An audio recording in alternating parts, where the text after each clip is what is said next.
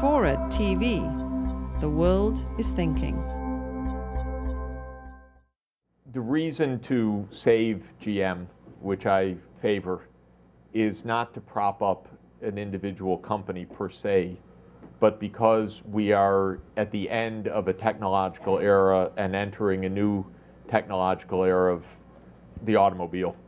We're basically done with the internal combustion era.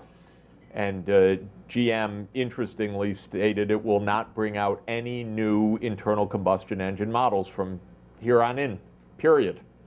All future models will be hybrids, plug-in hybrids, battery, or fuel cell. We're moving to the electric vehicle age because it makes a huge amount of sense from many points of view, and because the technologies that empower this have improved enormously. So from a security point of view, a climate point of view, and a technological advance point of view, we're in a big transition. GM is a very sophisticated, major, one of the world's leading organized mass manufacturers. We shouldn't let that dissipate. What we should do is help it through to become a technological leader of the new generation of automobiles. And that's why I view the bailout as not simply a bailout, but as part of the sustainability transformation. That's quite different from the AIG bailout. You're doing that to avoid explosions in the financial market, not because there's anything so innovative or that you're making a bridge to some new kind of insurance company. You just don't want credit default swaps to destroy the defaults on credit default swaps, to destroy the whole financial system, which they could. But that's a quite different motivation. So I think the real motivation for a proper bailout of the auto industry is that it becomes a mechanism to get to a very, very different kind of transport sector in the future, and we want to go there.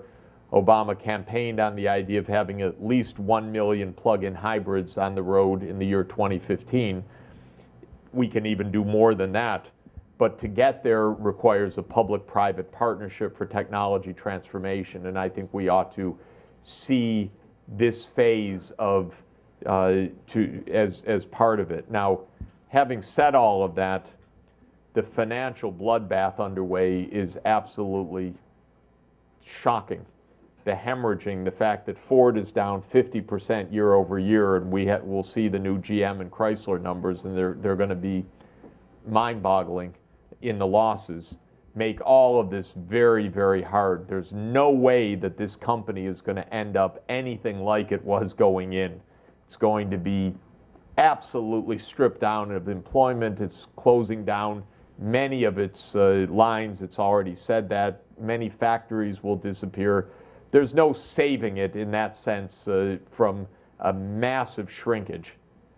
But it's saving it from oblivion, and it's saving it to support a major technological overhaul, which is a big deal, quite complicated, and requires a public-private partnership to pull off.